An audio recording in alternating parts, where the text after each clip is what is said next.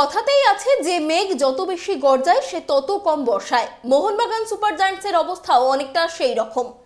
AFC champions league 2 এর জন্য জাতীয় সিনিয়র ও জুনিয়র দলে খেলোয়াড় ছাড়েনি টিম ম্যানেজমেন্ট, অথচ অভিযানেই মুখ থুবড়ে পড়ল মোহনবাগান সুপার জায়ান্টস। ঘরের মাঠে বিদেশিহীন আহাল এফকের কাছে ঘরের মাঠে হেরে গেল মোহনবাগান। 1-0 ব্যবধানে জিতল তুর্কমেনিস্তানের ক্লাবটি। 83 মিনিটে ম্যাচের একমাত্র গোলটি করলেন আনায়েভ এনভার। শাহাল, কামিংস, ম্যাকলারেনদের একাধিক সুযোগ নষ্টের মূল্য দিল হোসে মলিনার দল। সবুজ মেরুন জার্সিতে অভিষেক হওয়া ব্রাজিলীয় তারকা রবসনও তথৈবচ। তাছাড়া মোহনবাগানের খেলায় বোঝাপড়ার অভাবও ছিল বেশ স্পষ্ট, দলটাও আনফিট। সেই সঙ্গে সবুজ মেরুন কোচ মলিনা স্ট্র্যাটেজি নিয়েও উঠে গেল একাধিক প্রশ্ন। প্রথমার্ধে শুধুমাত্র জেসন কামিংসকে একমাত্র স্ট্রাইকার হিসেবে রেখে কেন অতিরিক্ত রক্ষণাত্মক ফুটবল খেললো তা বোধগম্য হলো না কারো। দ্বিতীয়ার্ধে জেমি রবসনকে নামিয়েও কাজের কাজ হয়নি।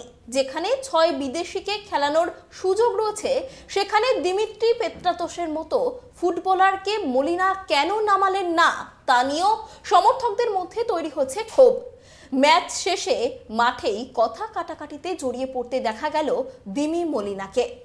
শুধু সমর্থকরাই নয়, মলিনার স্ট্র্যাটেজি নিয়ে প্রশ্ন তুলে দিলেন খোদ সবুজ মেরুনের সচিব সৃঞ্জয় বসুও। আরও আক্রমণাত্মক ফুটবল খেলা উচিত ছিল বলেই জানালেন তিনি। তবে দল আরও ভালো খেলবে এবং ঘুরে দাঁড়াবে বলেও আশাবাদী মোহন সচিব।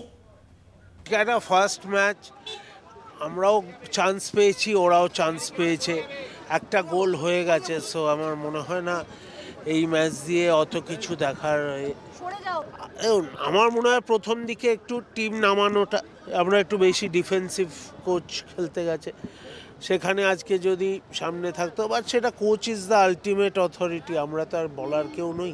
আমরা যে বছর আই লিগ জিতলাম কিবু উইকোনা কেউ গো ব্যাক বলেছিল, কিন্তু তারপরে মলিনার যে সাকসেসটা মোহনবাগানকে দিয়ে গেছে সেটা একটা ম্যাচে একটা গোলে মুছে গেল।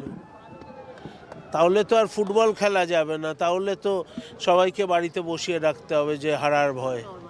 আমি মলিনার স্ট্র্যাটেজি নিয়ে মতামত দেওয়ার আমি কেউ নই, তবে আমার পার্সোনালি মনে হয় আর একটু অ্যাটাকিং খেললে হতো প্রথম দিকে। সেটা জিতে গেলে সব ভালো, হেরে গেলে সব খারাপ, এটা পৃথিবীর নিয়ম, এর বাইরে আমরা কেউই যেতে পারবো না। সো আশা করি আগামী দিনে একটু ভালো রেজাল্ট হবে।